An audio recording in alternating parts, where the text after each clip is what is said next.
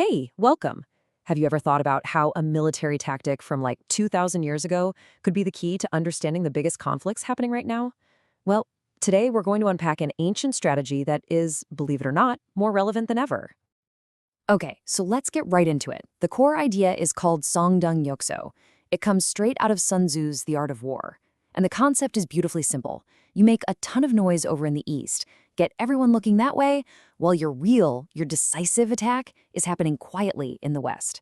It is the ultimate strategic head fake. But here's the thing. This isn't just some dusty old history lesson. This exact idea of feints and real attacks is playing out right now in global politics, in our economies, and especially in technology. So how does this one single concept help us unlock what's really going on in the world today? That's the big question we're going to tackle. And here's how we're going to do it. First, we'll break down the basic logic of the strategy. Then, we'll look at maybe the most famous historical example ever, Pearl Harbor. We'll dive into what they got wrong, see how this strategy has evolved for the digital age, and finally, bring it all home to the US-China battle for semiconductor supremacy. All right, let's dig in. To really get a grip on this strategy, you first have to understand the fundamental building blocks of power. It doesn't matter if you're fighting on a real battlefield or a virtual one, the rules are the same. This is where it all gets so, well, elegant. You can boil down almost any conflict into this simple geometric progression. Step 1, you capture a single point. That could be a military base, a computer server, whatever. Step 2, you connect those points to create a line, right? A supply chain, a network. Then those lines expand to create a plane of control, and finally, you occupy that entire space. It's literally how you build power. And here's just a fantastic way to think about it. The points, your bases, your assets, they're like the cells in a body. But the lines, the supply routes, the communication networks, those are the blood vessels. And you know what happens without blood vessels?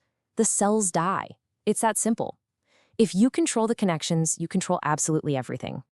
Okay, so with that whole points and lines idea in our heads, let's turn to the most infamous surprise attack in modern history. I mean, this is an attack that perfectly and tragically illustrates this strategy in action. Just look at this timeline. It really shows the sheer shock of it all. The attack kicks off at 7:48 in the morning. By 9:45, it's all over. This was a textbook feint. All the diplomatic noise was happening somewhere else entirely, while the real attack just came out of the blue. Get this, by the time Washington, D.C. even got the official declaration of war, the battle was already over. And the tactical victory was, well, it was staggering. In just a couple of hours, 8 U.S. battleships, the very core of America's Pacific Fleet, were either sunk or critically damaged, just taken off the board. And it wasn't just the fleet. On the airfields, 188 U.S. aircraft were completely destroyed, a lot of them before they could even get their engines started. So from a purely military standpoint, the surprise was an unbelievable success. But was it a real victory? And this is where the whole story just flips on its head, because that spectacular success, as our source material puts it, was ultimately Japan digging its own grave. Why? Because they completely forgot that winning the battle is not the same thing as winning the war. They mistook the point for the entire space. This brings us to the most important part of this whole story. It's not about what Japan destroyed that day. It's about what they missed. They went after the visible, shiny symbols of power, but they completely ignored the true source of that power. This slide just lays out the critical error perfectly. On one side, you've got the battleships and the planes, the visible points of American power. A devastating loss, for sure. But look at the other side. Look at what they missed. The U.S. aircraft carriers, which just happened to be out at sea on maneuvers, and, crucially, the massive oil reserves.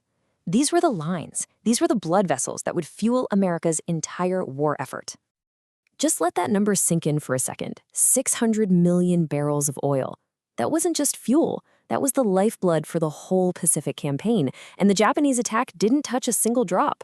So at the end of the day, Japan won a single battle, but left the American war machine's engine and its fuel tank completely intact. They woke a sleeping giant and basically handed it everything it needed to punch back.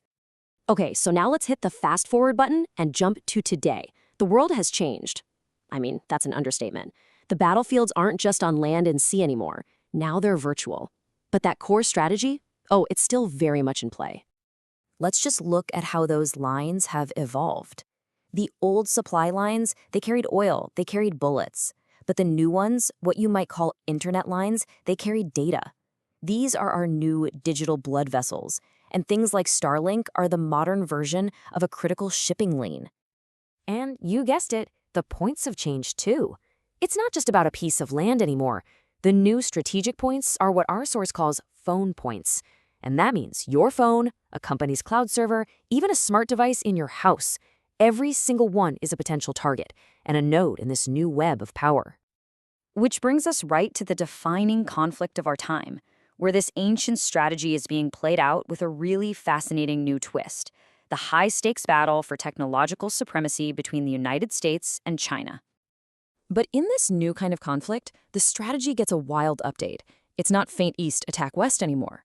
It's a concept called Songsil Gyuke, and you can think of it as feint with the real, attack the virtual. The entire script has been flipped on its head. So here's how it plays out today. The feint, the loud noise, is the real physical military.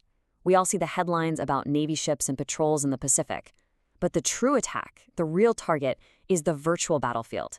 It's a cyber war for total digital dominance. And what's the one resource you need to win that war? It's not oil anymore. It's high-performance semiconductors. They are the rice of the digital age, the essential food that powers everything. All of this, from ancient China to Pearl Harbor to the chip wars of today, it all leads us to one incredibly powerful conclusion, a principle that has stood the test of time. And here it is.